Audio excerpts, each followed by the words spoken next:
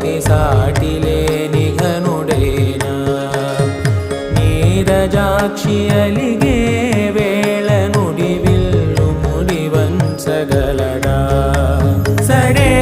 చాలు శత సైన్యాలు నడిపే ధీరుడైనా